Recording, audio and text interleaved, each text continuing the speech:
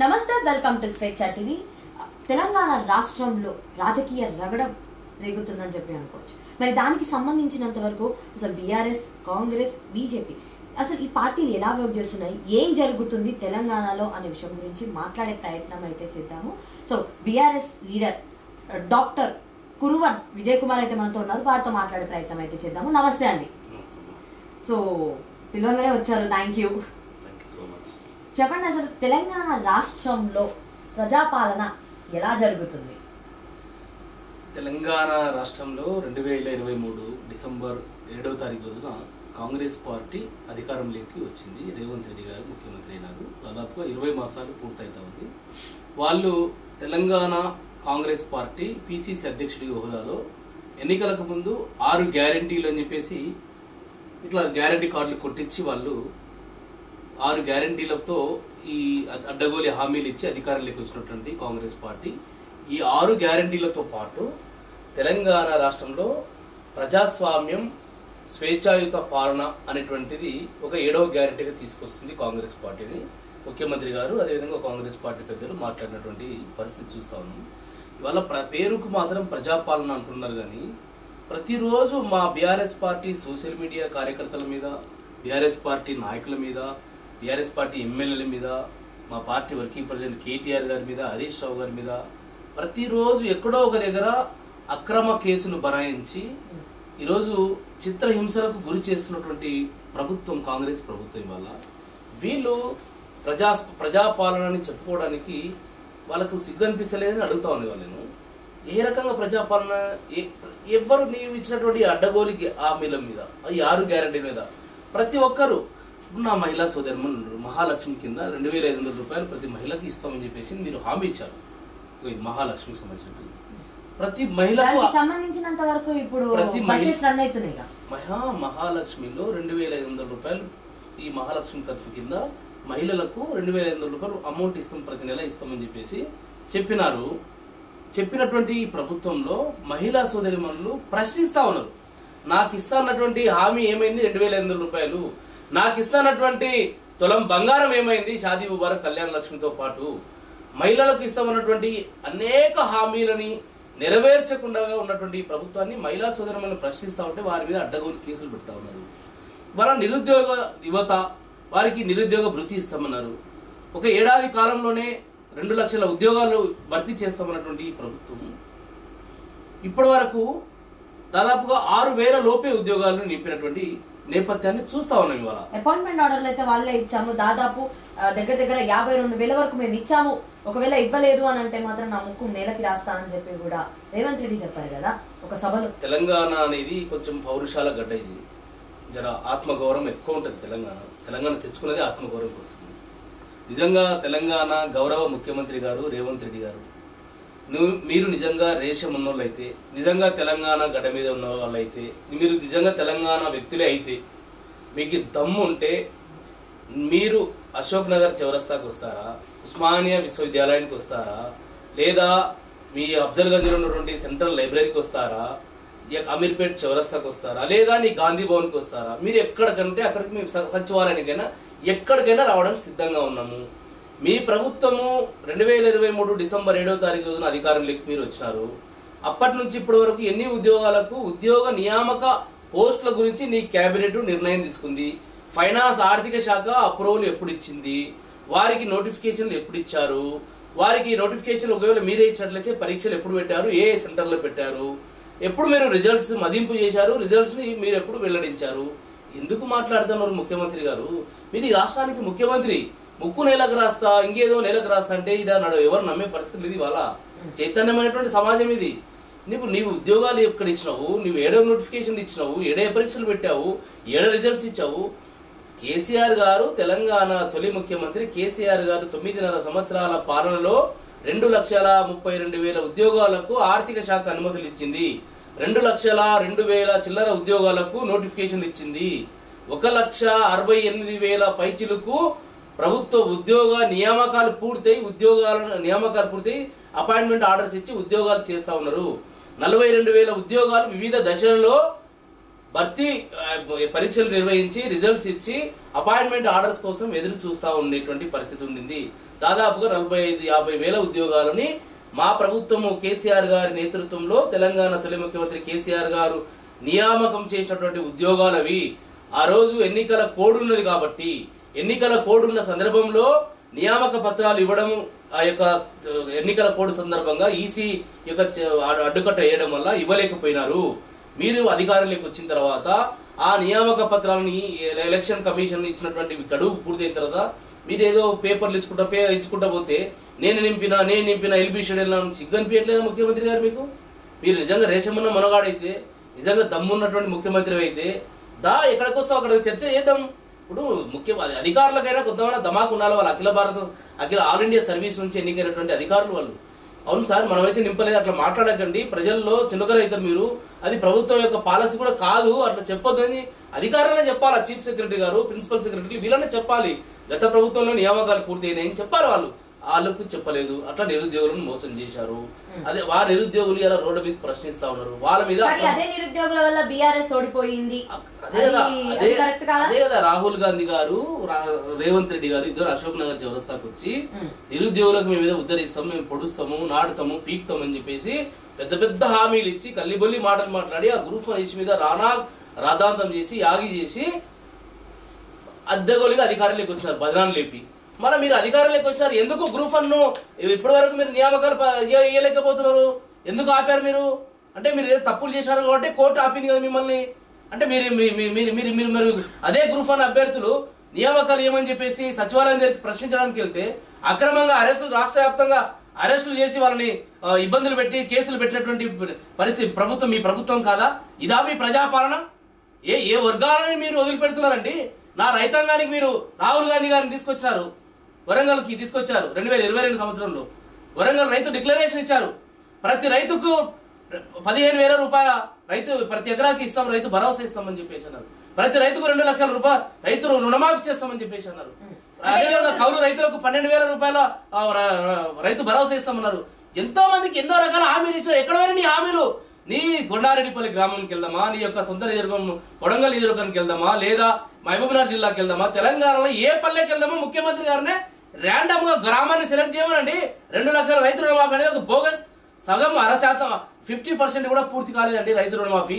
రైతు భరోసా రావట్లేదండి వాళ్ళ. మరి ఈ రోజు గొప్పగా చెప్పుకుంటున్నారు కదా వాళ్ళ ప్రభుత్వము, వాళ్ళ అధికారులు, వాళ్ళ ఎమ్మెల్యేలు, మంత్రులందరూ కూడా చెప్పేది ఏంటి? మేము రైతు రుణమాఫీ చేశామంటున్నారు, రైతు భరోసా ఇచ్చామంటున్నారు, తర్వాత కౌలు రైతులకు కూడా ఖచ్చితంగా ఇస్తామని అంటున్నారు. రైతుగా అదే కాకుండా పొలం అంటే భూమి లేని వాళ్ళకి కూడా మేము ఇస్తామని చెప్పి వాళ్ళు హామీ ఇచ్చారు కదా, వాళ్ళు చేసుకొస్తామని అంటున్నారు కదా. 20 మాసాలు పూర్తయిందండి. 20 మాసాలు పూర్తయింది. ఎక్కడైంది మీరు? ఇక్కడ కనీసం మీరు మొదలు పెట్టినట్టు సందర్భాలు ఉందా? మీరు 6 గ్యారెంటీల్లో అర గ్యారెంటీ అది ఉచిత బస్సు అనేది అదొక్కటి తప్ప ఈ ప్రభుత్వం, కాంగ్రెస్ ప్రభుత్వం ఈ గ్యారెంటీని కూడా అమలు చేసే పరిస్థితి. 200 యూనిట్లు కూడా ఈ రాష్ట్రంలో 90 లక్షల తెల్ల రేషన్ కార్డులు ఉంటే 50 లక్షల 45 లక్షల మందికి మాత్రమే ఈ 200 యూనిట్లకు సంబంధించింది గృహ జ్యోతి పథకం అమలు చేస్తా ఉన్నారు. ఎందుకు అనుకుంటున్నారు? అంటే వాళ్ళు ఇచ్చిన హామీలేమో మీరే అన్నారు చాలా హామీలు ఇచ్చారని చెప్పి, ఆ చాలా హామీలలో కనీసము కొంచెం కూడా చేయట్లేదని మీరే చెప్తున్నారు. ఎందుకు చేయట్లేదు అంటారు? ఎందుకు చేయట్లేరంటే వారికి ఆ పరిపాలన అనుభవం లేదు. అదే విధంగా ఈ రాష్ట్ర ఖజానాకు రాబడికి ఆదాయం కంటే కూడా చాలా అడ్డగోలి హామీలు ఇచ్చినారు. వారికి ఇప్పుడు తెలుస్తా ఉంది మనం ఇన్ని రకాల హామీలు ఇచ్చినాం, అనవసరంగా ఇబ్బంది పడతా ఉన్నామని చెప్పేసి వాళ్ళే లోపల అంతర్గతంగా మదన పడుతున్నటువంటి పరిస్థితి చూసాము. ఒక చిన్న ఉదాహరణ చెప్తాను. ఈ రాష్ట్రంలో విద్యార్థులకు రియంబర్స్మెంట్లు ఇవ్వక కొన్ని వేల కోట్ల, దాదాపు 8,000 కోట్ల రూపాయలు రియంబర్స్మెంట్ స్కాలర్షిప్ ఇవ్వక ఈ ప్రభుత్వము బాకీలు పెట్టింది. నిన్న నాకు ఎవరో చెప్పారు, మెసేజ్ పెట్టారు, నీకు కావాలంటే మెసేజ్ చూపిస్తాను. ఒక కాలేజీ అధినేత సచివాలయానికి వెళ్తే సందీప్ కుమార్ సుల్తానీ గారు, ప్రిన్సిపల్ సెక్రటరీ ఫైనాన్స్ డిపార్ట్మెంట్, ఎవరైతే ఈ బిల్లుల కోసం అక్కడికి వెళ్తారో అక్కడ ప్రజలు గుమిగూడింది తెలుసుకొని వెనుక గేట్ నుంచి ఆయన పారిపోతున్నటువంటి పరిస్థితి చూస్తున్నాం. ఇది వీరి ప్రభుత్వం యొక్క పరిపాలన జరుగుతూ ఉంది. ఇది ప్రజా పరిపాలన అంటే ఇది అంటే ఏ వర్గాలు ఇప్పుడు రైతు భరోసా ఇస్తామని చెప్పేసి రైతు భరోసాని దాదాపుగా 5 సీజన్లు ఇవ్వాల్సినటువంటి రైతు భరోసాని 2 సీజన్లు మాత్రమే ఇచ్చారు. ఒకటి పార్లమెంట్ ఎన్నికల సందర్భంగా ఇప్పుడు కేసీఆర్ గారు రైతు బంధు ఇవ్వడం కోసం తీసి పెడితే అది ఎన్నికల సందర్భంలో ఇదే రేవంత్ రెడ్డి గారు పిసిసి అధ్యక్షుడి హోదాలో ఎలక్షన్ కమిషన్ ఆఫ్ ఇండియాకు లెటర్ రాసి ఆ రైతు బంధును అప్పుడు ఆపిచ్చాడు. ఆ పైసలు మా కేసీఆర్ గారు తీసి పెట్టారు కాబట్టి ఎన్నికలు అయిపోయిన తర్వాత అది పార్లమెంట్ ఎన్నికల సందర్భంలో అప్పుడు 15,000 రూపాయలు ప్రతి ఎకరాకి ఇవ్వాల్సిన వాళ్ళు 5,000 రూపాయలు మాత్రమే ఎకరాకి ఇచ్చారు. సో ఆడ చాలా దెబ్బ కొట్టారు. తర్వాత పార్లమెంట్ ఎన్నికల తర్వాత మళ్ళీ ఇప్పుడు స్థానిక సంస్థల ఎన్నికలు పెడతామని వాళ్ళు ఏదో అనుకుంటున్నారు కాబట్టి ఆ ఎన్నికలు ఎట్లయినా కాంగ్రెస్ పార్టీ లబ్ధి చెందాలని చేకూర్చుకోవాలని ఇప్పుడు రైతు భరోసా పేరు మీద అది కూడా చాలా మందికి ఎగరగొట్టినారు. ఈ ప్రభుత్వము అట్లా కేసీఆర్ గారేమో నాట్లకు మధ్యలో రైతు బంధు వేస్తే రైతు బాంధవుడు కేసీఆర్ గారు, ఇదే రేవంత్ రెడ్డి గారు ఎన్నికలకు రైతు భరోసా అని చెప్పేసి మాట్లాడుతూ ఉన్నారు. సో ఇక్కడే ప్రజలు కూడా అర్థం చేసుకుంటా ఉన్నారు. గ్రామాలలో ప్రజలు అనుకుంటా ఉన్నారు, మాకు దేవుళ్ళక్క కేసీఆర్ గారు ఉన్నప్పుడే బాగుండింది, ఈయన వచ్చి మొత్తం మాకు చాలా మోసం చేసింది, అన్యాయం చేసింది, తప్పు చేసిందని ప్రజలే బాధపడతా ఉన్నటువంటి పరిస్థితి చూస్తా ఉన్నాం. గ్రామాల్లోకి వెళ్ళినప్పుడు అర్థమవుతా ఉంది వాళ్ళ ఫీల్. వాళ్ళు ఇప్పుడు ఇది రైతు బంధు ఇప్పుడు వేసినారు కాబట్టి, ఎందుకు ఎన్నికలు వచ్చినాయి, లోకల్ బాడీ ఎన్నికలు వచ్చినాయి కాబట్టి ఇది వేసినారు అని చెప్పేసి అనుకుంటా ఉన్నారు. ప్రజలు అనుకుంటా ఉన్నారు, అర్థమైంది కాంగ్రెస్ పార్టీ మోసము, నయవంచన, ఇది దగా, ఇది వెన్నుపోటు, రైతు వ్యతిరేక ప్రభుత్వము, పేదల వ్యతిరేక ప్రభుత్వం అనేది అర్థమైపోయింది. ఇందిరమ్మ ఇండ్లు అని చెప్పేసి మాట్లాడుతూ ఉన్నారు. ఇందిరమ్మ ఇండ్లు సగం మంది కూడా వాళ్ళు ఇవ్వలేదు. ప్రతి సంవత్సరము ప్రతి నియోజకవర్గానికి 3,000 ఇండ్లని మంజూరు చేస్తున్నటువంటి ప్రభుత్వము మరి ఎవరికి ఇచ్చింది, ఎక్కడికి ఇచ్చింది, ఇప్పటివరకు ఏ ఊర్లైనా మీ సొంత ఊరు ఎవరు నాకు తెలియదు. మీ ఊర్లో ఒక్క ఇల్లైనా ఇందిరమ్మ ఇల్లు పూర్తయిందమ్మా? మీ ఊర్లో అయిందా? ఎవరి ఇంట్లో అయింది? ముఖ్యమంత్రి గారి సొంత ఊర్లో అయిందా? కొండారెడ్డిపల్లి గ్రామంలో ఉప ముఖ్యమంత్రి గారి బట్టి సొంత ఊర్లో అయిందా? అక్కడైందా? కోమటిరెడ్డి వెంకటరెడ్డి గారి సొంత ఊర్లో ఇందిరమ్మ ఇల్లు పూర్తయిందా? అంతేందుకు గృహ నిర్మాణ శాఖ మంత్రి పొంగులేటి శ్రీనివాస్ రెడ్డి వారి ఊర్లో ఇందిరమ్మ ఇల్లు పూర్తయిందా? ఎందుకు బోగస్ మాటలు మాట్లాడతారు? బోగస్ హామీలు ఇచ్చి మనం ప్రభుత్వంలో కూడా బోగస్ మాటలు మాట్లాడితే అబద్ధాలు మాట్లాడుతూ అబద్ధాలు వెళ్ళవేసినటువంటి ప్రభుత్వం కాంగ్రెస్ ప్రభుత్వం. ప్రజలు కర్రు కాల్చి వాతబెట్టి ఇంటికి సాగనంపడం కోసం సిద్ధంగా ఉన్నారు. ఎలాంటి సందేహం అవసరం లేదు. ఇప్పుడు ఏదో రకరకాల మాట్లాడుతూ ఉన్నారు వీళ్ళు. అడ్డగోలు హామీలు ఇచ్చి ఈ రకమైనటువంటి ప్రజలని మోసం చేస్తున్నటువంటి ప్రభుత్వం ఇది. రేవంత్ రెడ్డి గారు ఒక మాట అన్నారు, ఏంటి అంటే నన్ను కోసినా కూడా రూపాయి రాదు అని చెప్పి చెప్తారు. నేను ఢిల్లీకి పోయినా కూడా దొంగలు వచ్చేటోళ్ళు చెప్పులు ఎత్తుకోవడానికి వచ్చానని చెప్పి దాక్కునే పరిస్థితులు కనిపిస్తున్నాయని అన్నారు. అంటే దీనికి ఇదంతా రావడానికి, ఇదంతా అవ్వడానికి గల కారణాలు ఏంటి అని అంటే బీఆర్ఎస్ అధికారంలో ఉన్నప్పుడు తెలంగాణ రాష్ట్రంలో వాళ్ళు చేసిన అప్పుల వల్లనే ఈ రోజు తెలంగాణ ఇలా అప్పుల కూడుకోపోయింది అని అంటున్నారు. ఏమంటారు మీరు? ఇది స్వతంత్ర భారతదేశంలో బహుశా ఏ రాష్ట్రంలో కూడా ఏ రాష్ట్ర ముఖ్యమంత్రి కూడా ఇంత దిగజారినటువంటి భాషని ఎప్పుడు కూడా ఉపయోగించలేకుంటారు. ముఖ్యమంత్రి గారు మీరు అది మీకు దేవుడు ఇచ్చినటువంటి వరంగా ప్రజలు మిమ్మల్ని మీ అడ్డగోలు హామీలు ఇస్తే మీకు అవకాశం వచ్చింది. ఎంతో గొప్పగా దాన్ని మీరు ఆ బాధ్యతని నిర్వర్తించి మంచి పేరు తెచ్చుకోవాలని అందరూ అనుకుంటారు. మేము కూడా అనుకుంటున్నాము మంచి పేరు తెచ్చుకోమని. ఎందుకు ఆ నోటికి తక్కువ సమాధానం చెప్పండి. మీరు ఆ నోటికి తక్కువ పని చెప్పండి.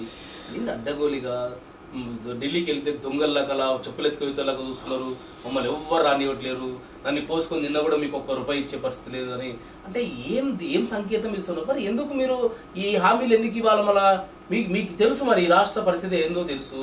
గతంలో కూడా మీడియా మిత్రులు అడిగారమ్మా, ఇదే ముఖ్యమంత్రి ఇప్పుడున్న ముఖ్యమంత్రి ఆనాడు ఉన్న పిసిసి అధ్యక్షుడు రేవంత్ రెడ్డి గారిని, ఈనాడు ఉప ముఖ్యమంత్రి ఆర్థిక శాఖ మంత్రి ఆనాడు సిఎల్పి నాయకుడు బట్టి విక్రమార్క గారిని కొన్ని మీడియా హౌజులు కాంక్లేవ్ నిర్వహించి అడిగారు, మీరు ఇన్ని హామీలు ఇస్తా ఉన్నారు, మరి ఎట్లా దీన్ని ఏ రకంగా మీకున్నటువంటి క్యాలిక్యులేషన్స్ ఏంటి, రాష్ట్ర ఆర్థిక పరిస్థితి సరిపోతుందా, మీరు ఇన్ని హామీలు ఇచ్చుకుంటా వెళ్తే మరి రేపు పొద్దున ప్రజలు ఇబ్బంది పడేటువంటి అవకాశం ఉంటుంది కదా, మీరు ఎందుకు ఇట్లా చేస్తున్నారు, మీకు ఏమైనా నిర్దిష్టమైనటువంటి ఒక కార్యాచరణ ఉన్నదా, ఆలోచన ఉన్నదా ఏంటి అని అడిగితే ఇదే నాయకులు ఏమన్నారు ఆ రోజు, 135 సంవత్సరాల సుదీర్ఘ రాజకీయ చరిత్ర గలటువంటి కాంగ్రెస్ పార్టీకి అన్ని రకాలైనటువంటి అనుభవాలు ఉన్నాయి, మాకు తెలుసు, మేము ఇది సిఎల్పి లీడర్, నేను గతంలో నేను సిఎల్పి నాయకుడిగా ఉన్నా, నేను ఇదే హౌస్ లో 9 సంవత్సరాల నుంచి పనిచేస్తా ఉన్నా, నాకు తెలుసు గతంలో డిప్యూటీ స్పీకర్ గా పనిచేసా, ఎక్కడి నుంచి ఏ శాఖ నుంచి ఏ ఆదాయం ఎట్లా సమకూర్చుకోవాలా ఈ రాష్ట్రానికి మాకు అన్నిటి మీద పూర్తి సంపూర్ణమైనటువంటి అవగాహన ఉండేదని చెప్పినటువంటి నాయకత్వం మరి ఇవాళ ఎందుకు బొక్కబోర్లు పడుతున్నారండి, ఎందుకు చేసిన అప్పుల వల్లనే ఇలా అయింది అని అంటున్నారు. బీఆర్ఎస్ పార్టీ 9.5 సంవత్సరాల విధ్వంసమైనటువంటి తెలంగాణని, సమైక్య రాష్ట్రంలో విధ్వంసమైనటువంటి తెలంగాణని వికాసం వైపు ప్రయాణం చేపించినటువంటి పరుగులెత్తించినటువంటి నాయకుడు మా నాయకుడు తెలంగాణ తొలి ముఖ్యమంత్రి కేసీఆర్ గారు. మరి కేసీఆర్ వినండి వినండి, కేసీఆర్ గారి 9.5 సంవత్సరాల పాలనలో 3,26,000 కోట్ల రూపాయల అప్పులైనాయని చెప్పేసి ఇదే రిజర్వ్ బ్యాంక్ ఆఫ్ ఇండియా వారు, ఇదే నిర్మలా సీతారామన్ గారు ఆర్థిక శాఖ మంత్రి, కేంద్ర ఆర్థిక శాఖ మంత్రి వర్యులు పార్లమెంట్ లో ఒక సభ్యుడు అడిగినటువంటి ప్రశ్నకు స్పష్టమైనటువంటి లిఖిత పూర్వకమైన సమాధానం ఇచ్చినది కేంద్ర ప్రభుత్వము. ఈ రాష్ట్రంలో అయింది 3,26,000 కోట్లు, ఇంకా 80,000 కోట్లు, 90,000 కోట్లు ఈ కార్పొరేషన్ మొత్తం 4 లక్షల కోట్ల రూపాయలు మాత్రమే అప్పులైనాయని చెప్పేసి 10 సంవత్సరాల కాలంలో 70,000 కోట్ల రూపాయలు రైతు బంధు రూపంగా 73,000 కోట్ల రూపాయలు రైతు బంధు రూపేణ రైతుల బ్యాంకుల ఖాతాల్లో వేసినటువంటి ప్రభుత్వము. అదేవిధంగా రైతు భరోసా, రైతు బీమా పేరు మీద 6,000 కోట్ల రూపాయలు చనిపోయినటువంటి ప్రతి రైతుకు ఇచ్చినటువంటి 5 లక్షలు ఇచ్చినటువంటి ప్రభుత్వం కేసీఆర్ గారి ప్రభుత్వము. అదేవిధంగా 35,000 కోట్ల రూపాయలని రైతు రుణమాఫీ కింద చేసినటువంటి ప్రభుత్వం కేసీఆర్ గారి ప్రభుత్వము.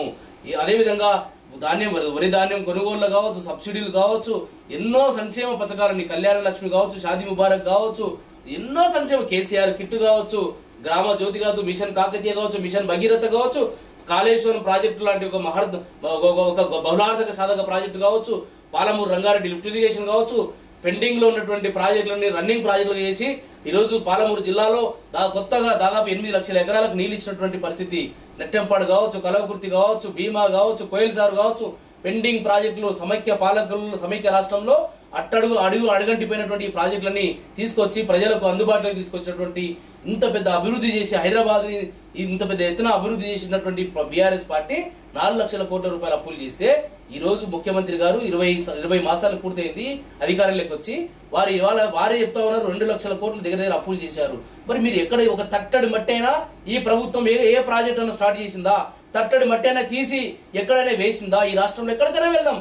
మీరు ఏమి చేయకుండా 2 లక్షల కోట్ల అప్పులు చేస్తే ఈ రాష్ట్రాన్ని ఇంత పెద్ద ఎత్తున అభివృద్ధి చేసి దేశంలోనే నంబర్ 1 రాష్ట్రంగా తీర్చిదిద్ది ఒక బంగారు తెలంగాణ వైపు తీసుకొచ్చి తలసరి ఆదాయంలో కావచ్చు, జిఎస్డిపిలో కావచ్చు, అది ఎన్నో రంగాల్లో ఈ తెలంగాణ నంబర్ 1 రాష్ట్రం తీసుకొచ్చి గతంలో పంచాయతీరాజ్ శాఖ డిపార్ట్మెంట్ లో ఈ దేశంలో దాదాపు ప్రతి సంవత్సరం 15, 20, 22 అవార్డులు తెలంగాణకు వచ్చేది. ఈరోజు ఒక అవార్డు వస్తుందండి. ఇవాళ అంత పెద్ద ఎత్తున అభివృద్ధి చేసినటువంటి ఈ రాష్ట్రాన్ని ఈరోజు మీకు అప్పచెప్తే విధ్వంసమైనటువంటి తెలంగాణని వికాసం వైపు ప్రయాణం చేసి అభివృద్ధి చేసి సంక్షేమంలో గాని అభివృద్ధిలో గాని ముందుండి పోరాటం చేసి ఈరోజు తెలంగాణని ఒక బంగారు పల్లెంలో పెడితే కేసీఆర్ గారు పెడితే రేవంత్ రెడ్డి గారు వచ్చి మళ్ళా గతంలో సమైక్య పాలనలో ఎట్లయితే ఉందో అదే రకంగా విధ్వంసం వైపుగా ఈ రాష్ట్రాన్ని ప్రయాణం చేస్తా ఉన్నారు. ఈ రోజు మీరు చూడండి, హైడ్రా పేరు మీద కావచ్చు ఇన్ని పేదలను ఎట్లా రక్తం జలగల్లాగా పీలుస్తున్నారండి వాళ్ళ. కాళేశ్వరం ప్రాజెక్ట్ ఇంతకు మీరు అన్నారు, కాళేశ్వరం ప్రాజెక్ట్ లో మీరు తప్పులు చేయలేదంటారా? అక్కడున్న ప్రజలందరినీ కూడా ఖాళీ చేపియలేదా? ఊర్లు కొన్ని ఖాళీ చేపించారు, వాళ్ళకి డబుల్ బెడ్రూమ్ ఇల్లు ఇస్తా అన్నారు, కానీ అవి సరిగ్గా ఇవ్వలేదు అని చెప్పి కూడా అప్పుడు బాధపడ్డారే. మరి అది గుర్తుకు లేదు అని అంటే మాత్రం ఇందాక మీరు అన్నట్టు కాళేశ్వరం ప్రాజెక్ట్ అంటే అందరికి గుర్తుకొస్తుంది ఒకటే, Kaleshwaram project is equals to KCR ATM అని చెప్పి కూడా అంటున్నారు. కేసీఆర్ ఫ్యామిలీ ఏటీఎం అని లేదా సంథింగ్ అని చెప్పి కూడా చాలా మాటలు అయితే వస్తున్నాయి. మరి ఇదంతా ఏందంటారు? అవినీతి అక్కడ జరగలేదంటారా? అంటే వీళ్ళకు కాంగ్రెస్ పార్టీ వాళ్ళకు వీళ్ళు ఎట్లా మాట్లాడుతున్నారు అంటే ప్రతి అంశాన్ని కూడా అబద్ధాలు మాట్లాడి పదే మాట్లాడి అబద్ధాన్ని నిజమే చేయాలని వీళ్ళు ప్రయత్నం చేస్తా ఉన్నారు. మీరు ఎన్ని అబద్ధాలు మాట్లాడినా, మీరు ఎన్ని కుట్రలు చేసినా, మీరు ఎన్ని రకాలైనటువంటి ఏం చేసినా కాళేశ్వరం ప్రాజెక్టు ద్వారా ఈ తెలంగాణ ప్రభుత్వం కాంగ్రెస్ ప్రభుత్వం అధికారులకు వచ్చారు ఒక శ్వేతపత్రాలు ఇచ్చారండి. ఫైనాన్స్ మీద కావచ్చు, ఇరిగేషన్ మీద కావచ్చు, విద్యుత్ మీద కావచ్చు, వీళ్ళు శ్వేతపత్రం ఇచ్చారు. వీరు ఇచ్చినటువంటి శ్వేతపత్రంలోనే కాళేశ్వరం ప్రాజెక్టు కింద 20 లక్షల ఎకరాల ఆయకట్టు జరిగింది అని చెప్పేసి వీళ్ళ ప్రభుత్వం చెప్పింది కదండి. కాళేశ్వరం ప్రాజెక్టు ద్వారా ఎన్నో వాగులు, ఎన్నో రిజర్వాయర్లు, 203 కిలోమీటర్ల టన్నలింగ్, 1530 కిలోమీటర్ల గ్రావిటీ ద్వారా కెనాలు, పంపర్ ప్రెజర్ హౌజులు, ఎన్ని 22 సబ్స్టేషన్లు, ఎన్ని రకాల అభివృద్ధి జరిగింది ఆ ప్రాజెక్టు కింద.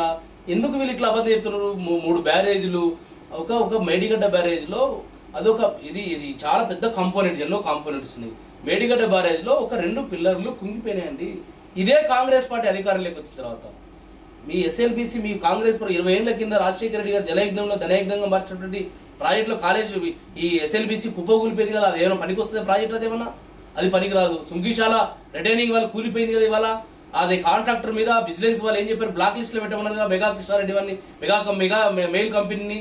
మరి అక్కడ ఎందుకు విచారణ చేయరు ఈ ప్రభుత్వము?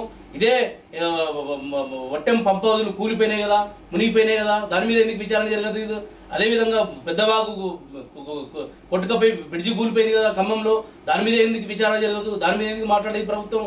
జూరాలలో ఈ గేట్లు తెగిపోయినాయి కదా, దాని గురించి ఎందుకు మాట్లాడేది ప్రభుత్వం? అంటే ప్రతి ప్రాజెక్టు ప్రతి దగ్గర, ఇప్పుడు మన గుజరాత్ రాష్ట్రంలో వంతెన కూలిపోయింది, ప్రాజెక్టు కూలిపోయింది, ఎన్నో జరుగుతా ఉన్నాయి కదా, కొన్ని దుర్ఘటనలు జరుగుతూ ఉంటాయి. దాన్ని రిపేర్ కట్టిన 3 ఏళ్లకి జరగడం అనేది నిజంగా బాధాకరం కదా. చూడండి, ఎన్నో ప్రాజెక్టులు కడుతున్న సందర్భంలో మధ్యలోనే కూలిపోతుంటాయండి. కొన్ని సందర్భాల్లో జరుగుతూ ఉంటాయి. అట్లా దాన్ని రెక్టిఫై చేసి ప్రజలకు అందుబాటులో తీసుకురావాలి. కానీ తన గురువుకి చంద్రబాబు నాయుడు గారికి గురుదక్షిణగా ఇవ్వాలని, గోదావరి జలాలను ఇవ్వాలని, ఇక్కడ బయటిగడ్డని కూలిపోయిందని చెప్పేసి కులీశ్వరని అబద్ధాలు మాట్లాడుతూ కాళేశ్వరం ప్రాజెక్టు ద్వారా తెలంగాణ ప్రజలకు న్యాయం జరుగుతుంది. అది న్యాయం జరిగితే కేసీఆర్ గారు అడవాళ్ళు ప్రతి గ్రామంలో తలుచుకుంటారు, మా పార్టీకి పుట్టగతులు భవిష్యత్తు ఉండదని తన గురువు చంద్రబాబు నాయుడు గారికి గోదావరి నీళ్ళని తరలించడం కోసం ఈ డ్రామాలు ఆడుతున్నటువంటి ప్రభుత్వం. ఈ రోజు ముఖ్యమంత్రి గారు ఢిల్లీలో చూసాం కదా, వారి యొక్క ఎగజగలు, వాళ్ళ యొక్క సన్మానాలు చూసాం కదా. వాళ్ళు చూస్తున్నారు కదా ఎట్లా చేస్తున్నారు. ఈ రాష్ట్రం మీద వనరులను దోచుకుంటా అని చెప్పేసి అన్నటువంటి ముఖ్యమంత్రి చంద్రబాబు నాయుడు పక్క రాష్ట్ర ముఖ్యమంత్రి, మళ్ళీ అదే ముఖ్యమంత్రి ఈ రాష్ట్ర ముఖ్యమంత్రి వెళ్ళి ఎట్లా సన్మానం చేయించుకుంటుండు? సిగ్గనిపించట్లేదా? ఇప్పుడు బనకచర్ల అడ్డగోలుగా తీసుకెళ్లి వాళ్ళ రాష్ట్రానికి, తెలంగాణ రాష్ట్రం రావాల్సిన హక్కులని ఆయన తీసుకెళ్తా ఉంటే మీకు సిగ్గనిపించట్లేదా? ఇవాళ ఏ ముఖం పెట్టుకొని మీరు ఢిల్లీకి వెళ్ళారు? ఏం సాధించారు మీరు? ఇవాళ మీరు దాని ఎలా సాయంత్రం చెప్పాలా? ఈ ప్రభుత్వం శ్వేతపత్రం విడుదల చేయాలా? మీరు వెళ్ళి అక్కడ వెళ్ళి అదే కృష్ణా ట్రిబ్యునల్లో బచావ్ ట్రిబ్యునల్ ఉంది, ఆ ట్రిబ్యునల్లో తెలంగాణ వాదనలు పూర్తి అయినాయి. మనకు 760 టీఎంసీలు నీళ్ళు రావాలా కృష్ణాలో. దాని మీద మీరు ఆ ఆంధ్ర వాదనలు వినిపించి తొందరగా జడ్జిమెంట్ ఇవ్వండి. ఆ జడ్జిమెంట్ ద్వారా మాకు నీళ్లు పూర్తి స్థాయిలో మాకు వాడుకునే అట్లా ఇవ్వని అడుగుతున్నారా? పాలమూరు రంగారెడ్డికి జాతీయ హోదా అడుగుతున్నారా? అదేవిధంగా ఢిల్లీ ప్రాజెక్టుకి అడుగుతా ఉన్నారా? ఏం ముఖం పెట్టుకొని వెళ్ళారు మీరు ఇవాళ ఢిల్లీకి? తెలంగాణ సంబంధించిన దాని మీద క్లారిటీ లేదండి ఈ ప్రభుత్వానికి. తెలంగాణ ప్రజలని మోసం చేసి తెలంగాణ వనరులని కొల్లగొడుతున్నటువంటి ప్రభుత్వం కాంగ్రెస్ ప్రభుత్వం. ఇవాళ ఈ రాష్ట్రంలో చూడండి, మీరు కాంగ్రెస్ పార్టీ అధికారంలోకి వచ్చినప్పటి నుంచి గౌరవ మాజీ డీజీపీ ఆర్ఎస్ ప్రవీణ్ కుమార్ గారు సెక్రటరీగా ఉన్నారు. గతంలో కేసీఆర్ గారు ముఖ్యమంత్రి సమయంలో ఇదే ఆర్ఎస్ ప్రవీణ్ కుమార్ గారు సెక్రటరీగా ఉన్నప్పుడు, కేసీఆర్ గారు ముఖ్యమంత్రిగా ఉన్నప్పుడు ఎమ్మెల్యేలు, మంత్రులు ముఖ్యమంత్రి గారి కార్యాలయానికి, అదేవిధంగా సోషల్ వెల్ఫేర్ కార్యాలయానికి, ఆర్ఎస్ ప్రవీణ్ కుమార్ గారి కార్యాలయానికి క్యూలు కట్టేదండి. లెటర్ల కోసం, పైరవీల కోసము, పైరవీల కోసము లెటర్లు తీసుకొని ఎంతో పోటీ ప్రపంచం ఉండేదండి. గతంలో గురుకులాల సీటు వచ్చేసారి నా పిల్లలు ఎంతో ఉజ్వలమైన భవిష్యత్తు ఉండదని ఒక భరోసా ఉండేది. ఇవాళ ఏంది, గురుకులాల్లో చదివించాలంటే పారిపోతా ఉన్నారు, వెనక్కి వెళ్తా ఉన్నారు, టీసీలు తీసుకొని వెళ్తా ఉన్నారు. ప్రతిరోజు ఈ రాష్ట్రంలో ఏదో ఒక స్కూల్లో దుర్ఘటనలు జరుగుతూ ఉన్నాయి, కల్తీ ఆహారం జరుగుతూ ఉంది, వారికి ఫుడ్ పాయిజన్ అవుతా ఉంది, హాస్పిటల్ అవుతా ఉన్నారు, చనిపోతున్నారు. దాదాపుగా 90 మంది గురుకుల విద్యార్థులు ఈ తెలంగాణలో 20 మాసాల్లో చనిపోయినారండి. 20 మంది విద్యార్థులను పొట్టన కొట్టుకుని రేవంత్ రెడ్డి ప్రభుత్వం. ఇవాళ గురుకులాల్లో నాణ్యమైనటువంటి ఆహారం లేదు, నాణ్యమైనటువంటి చదువు లేదు. అదేవిధంగా ఆ బిల్డింగ్లకు రెంట్లు ఇవ్వక బిల్డింగ్ యజమానులు తాళాలు ఇస్తున్నటువంటి పరిస్థితి ఉంది. పరిపాలన గురుకులాలకి విజిట్లకి వెళ్తున్నారు, కలెక్టర్లు వెళ్తున్నారు, ఎమ్మెల్యేలు వెళ్తున్నారు, అక్కడ వాళ్ళతో పాటు కూర్చొని తింటున్నారు కూడా. మా పార్టీ వర్కింగ్ ప్రెసిడెంట్ కేటీఆర్ గారి ఆదేశంతో ఆర్ఎస్ ప్రవీణ్ కుమార్ గారి నేతృత్వంలో బీఆర్ఎస్ పార్టీ విద్యార్థి విభాగము గురుకులాల బాట పట్టింది. ఆ గురుకులాల బాట పట్టిన తర్వాత ప్రజల నుంచి పెద్ద ఎత్తున స్వచ్ఛందంగా వారికి మా పార్టీ నాయకులకు ఆదరణ జరుగుతున్నటువంటి చూసి తట్టుకోలేక సమస్యలు ఉన్నాయి కాబట్టి ప్రభుత్వం దిగి వచ్చి ఎమ్మెల్యే ఒకరోజు, అది కూడా ఫోటోల కోసం, పేపర్ల టీవీల కోసం షో చేసిపోయినారు తప్ప ఒకరోజు తప్ప మళ్ళీ కలెక్టర్లు గాని, ఎమ్మెల్యేలు గాని, మంత్రులు గాని కన్నెత్తి చూసిన సందర్భాలు లేదు, పాపం లేదు గురుకులాల. ఇది వీళ్ళ చిత్తశుద్ధి అండి. ఏ రంగంలో మీరు ముందుకు వెళ్ళి తీసుకెళ్లారు ఈ రాష్ట్రాన్ని? మొత్తం విధ్వంసం వైపు వెళ్తా ఉంది ఈ రాష్ట్రం. ఈ రోజు కేసీఆర్ రేషన్ కార్డులు ఇచ్చారా? ఉన్న 9.5 సంవత్సరాలలో ఎవరికైనా, ఏ పేద వాళ్ళకైనా కూడా మీరు రేషన్ కార్డులు ఇచ్చిన పాపన పోయారా అని చెప్పి కూడా చాలా మంది అడిగారు. అండ్ నిన్న జరిగిన దాంట్లో సభలో కూడా ఈ విషయం గురించి మాట్లాడారు. ఏమంటారు? ఇది ఎంత దుర్మార్గమైన అంశం అంటే, ఇది చూడండి, చూడండి, బట్టి విక్రమార్క గారు డేటు 26 జూలై 2021. ఇది నా సొంతంగా అయితే మీ ఫేస్బుక్, ట్విట్టర్లో పోతే కూడా తెలుస్తుంది. ట్వీట్ చేసి రేషన్ కార్డులను పంచుతున్నాడు ఆయన. 21 జూలై 26వ తారీఖు రోజున రేషన్ కార్డులు పంచుతున్నటువంటి ఈనాడు ఉప ముఖ్యమంత్రి బట్టి విక్రమార్క గారు. పొంగులేటి శ్రీనివాసరెడ్డి గారు కూడా ట్వీట్ చేశాడు. ఆయన అప్పుడు గతంలో బీఆర్ఎస్ పార్టీ ఒకే రోజు 3 లక్షల రేషన్ కార్డులు పంచుతున్న శుభ సందర్భంగా శుభాకాంక్షలని ఆయన ట్వీట్ చూపిమంటే చూపిస్తాను. నేను ఇప్పుడు ట్వీట్ చూపిమంటే చూపిస్తా. 3,60,000 పైచులకు లబ్ధిదారులకు కొత్త రేషన్ కార్డులు పంపిణీ చేయించిన ఆ నియోజకవర్గంలోని మంత్రులు నాయకులు అని చెప్పి జూమ్ చేయండి కావాలంటే. పొంగులేటి శ్రీనివాసరెడ్డి గారు ట్వీట్ ఇది నా ట్వీట్ కాదు. ఇది పొంగులేటి శ్రీనివాసరెడ్డి గారు గతంలో చూడండి, ఇక్కడ కేసీఆర్ గారి ఫోటో ఉంది, ఇక్కడ కేటీఆర్ గారి ఫోటో ఉంది, ఇక్కడ పొంగులేటి గారి ఫోటో ఉంది. 3,60,000 రేషన్ కార్డులు పంచుతున్నటువంటి ఎమ్మెల్యేలు మంత్రులు అని చెప్పేసి ఆయననే స్వయాన డేటు చెప్తే ఒక్క సెకండ్ వారు ట్వీట్ చేసినటువంటి సందర్భం ఇది. డేటు 8/7/2021. చెక్ చేసుకోండి. ట్వీట్ ఆయన ట్వీట్, ఇది నాది కాదు ఇది.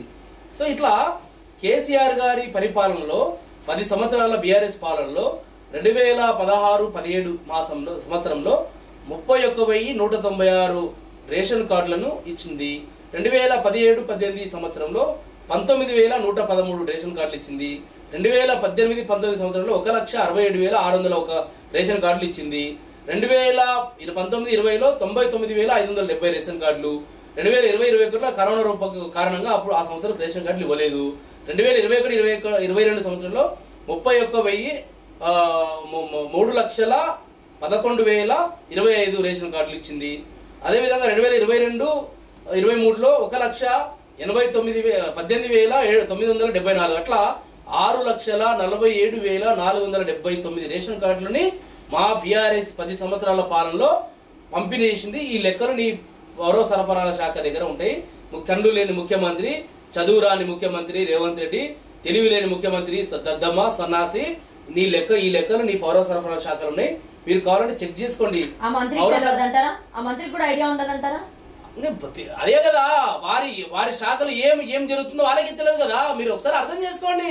వీళ్ళకి ఎంత సోయి లేకుండా ఉన్నారంటే ఈ లెక్కలు ఉన్నాయి కదా. 6,47,479 రేషన్ కార్డులతో 20,69,033 మందికి లబ్ధి చేకూర్చినటువంటి ప్రభుత్వం ఆ ప్రభుత్వం కేసీఆర్ గారి ప్రభుత్వం అండి. వీళ్ళు మాట్లాడుతున్నారు అబద్ధాలు, నోరు తెరిస్తే అబద్ధాలు, నోరు తెరిస్తే మోసము, దగ, కుట్ర అన్ని కలిస్తేనే కాంగ్రెస్ రేవంత్ రెడ్డి. కాబట్టి ఇదంతా చాలా తీవ్రమైనటువంటి అంశం అండి. ఇది మోసం చేస్తా ఉన్నారు. ఈ ప్రభుత్వం పచ్చి మోసం చేస్తా ఉన్నారు. ఎందుకు ఇవాళ మీకు చేత కానప్పుడు దిగిపోవాలి. మీరు నా చేత కాదు, తప్పు జరిగినాం మేము మాకు అని చెప్పేసి ముక్కు నేలకు రాసి ప్రజలకు క్షమాపణ కోరుకోవాలి మీరు. అంతే తప్ప ఈ చిల్లర మాటలు ప్రతి అంశంలో మీరు చూడండి మేడం. ప్రతిసారి ఆయన గతంలో 2015 సంవత్సరంలో జిహెచ్ఎంసీ ఎన్నికల్లో ఆయన తెలుగుదేశం పార్టీ ఎమ్మెల్యే ఉన్నారు. జిహెచ్ఎంసీ ఎన్నికల్లో బీఆర్ఎస్ పార్టీ ఒంటరిగా మేయర్ పదవి దక్కించుకుంటే నేను రాజకీయంగా శాశ్వత రాజకీయంగా తప్పుకుంటాను, రాజకీయాల నుంచి తప్పుకుంటాను అని చెప్పేసి సన్యాసం తీసుకుంటాను. అది పోయింది, ఆడ ఫెయిల్ అయిపోయింది. 2018 ఎన్నికల్లో కొడంగల్ నియోజకవర్గంలో నేను ఎమ్మెల్యేగా ఓడిపోతే శాశ్వతంగా నేను రాజకీయ సన్యాసం తీసుకుంటాను, నేను రాజకీయాల్లో వదిలేస్తాను చెప్పేసి ఓడిపోయి బొక్కబోర్ల పోయిండు. మళ్ళీ వచ్చి ఆడ తరిమి కొడితే మళ్ళీ మల్కాజిగిరిలో ఎంపీ పోటీ చేసిండు. సరే అదే అయిపోయింది. నువ్వు ముఖ్యమంత్రి అయినావు, అబద్ధాలు మాట్లాడి ముఖ్యమంత్రి అయినావు, మోసం చేసినావు. సరే జరిగింది, నీకు దేవుడు ఇచ్చిండు. నువ్వు 5 సంవత్సరాలు మంచి పరిపాలన చేసి ప్రజలకు సేవ చేసి న్యాయం చేయండి అడుగుతా ఉన్నాం మేము. అంటే న్యాయం అని అంటే ఎక్కడి నుంచి చేసుకొస్తారు? వాళ్ళకు కూడా టైం కావాలి కదా. అండ్ అది కాకుండా ఆయన ఒక మంత్రి కూడా చెయ్యకుండా సీఎం అయిన పరిస్థితులు కనిపిస్తున్నాయి మనకు. అనుభవాలు ఏమి కనిపిస్తా ఉంది, స్పష్టంగా కొట్టొచ్చినట్టు కనిపిస్తా ఉంది. మరి టైం ఇవ్వచ్చు కదా. అప్పుడు నేనేమంటున్నా అంటే అదే చెప్తున్నా. నువ్వు ఈ నెల 4వ తారీఖు రోజున ఎల్బీ స్టేడియంలో మీ నాయకుడు, మీ పార్టీ అధ్యక్షుడు మల్లికార్జున ఖర్గే గారు వచ్చినారు. ఆల్ ఇండియా కాంగ్రెస్ ఏఐసీసీ అధ్యక్షుడు వచ్చారు. వారు వచ్చినప్పుడు నీ కార్యకర్తలకు, నీ బూత్స్ సభ్యులకు, నీ నాయకత్వానికి నీ పార్టీ యొక్క స్ట్రెంత్ గురించి వాళ్ళు చెప్పుకో. నువ్వు సంతోషం లేదా నువ్వేం చేసావో చెప్పుకో. మరి ఎందుకు మాట్లాడాలి? వ్యవసాయ శాఖ మీలో రైతులకు చేసినటువంటి మేలుని, మేము చేసినటువంటి మేలుని చర్చించడానికి సిద్ధం. నువ్వు సిద్ధమా? కేసీఆర్ నువ్వు వస్తావా? కేటీఆర్ నువ్వు వస్తావా?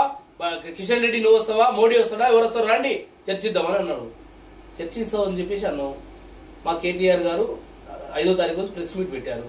నీకు 3 రోజులు టైం ఇచ్చిన ప్రిపేర్ కానీ. ఎందుకంటే నువ్వు ఏమేమి డెవలప్ చేసినావు లెక్కలు తీసుకురావాలి కదా. లెక్కలు తీసుకొని రావాయా? మేము కూడా మీ ఫెయిల్యూర్ మీద లెక్కలు తీసుకొస్తాము. నీ నియోజకవర్గంలో కొడంగల్లో ఎంతమందికి రైతులకు అన్యాయం జరిగింది తీసుకొస్తాము.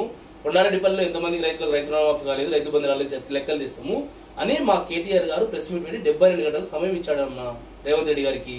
ఏమని, నీ కొండారెడ్డిపల్లిలో చర్చ పెడదామా, లేదా కొడంగల్లో చర్చ పెడదామా, చింతమడగల చర్చ పెడదామా, లేదా అసెంబ్లీలో పెడదామా, లేదా నువ్వు ఎక్కడంటే అక్కడ చర్చ. నేను ఒక మాట చెప్తున్నా, ఇదే పత్రికా సోదరులు ఉంటారు, మీడియా సోదరులు ఉంటారు, ప్రెస్ సోమాజి కూడా ప్రెస్ క్లబ్ లో పెడదామా, నేను సిద్ధం, ప్రెస్ క్లబ్కి వస్తా, చర్చ ఎందుకు వస్తా అని చెప్పేసి ఇంత కట్టబట్టుకొని వచ్చి మా నాయకుడు కేటీఆర్ గారు. మరి అలా ఢిల్లీకి పారిపోయినటువంటి పిరికి పొంద ఇది మరి ఎందుకు చాలా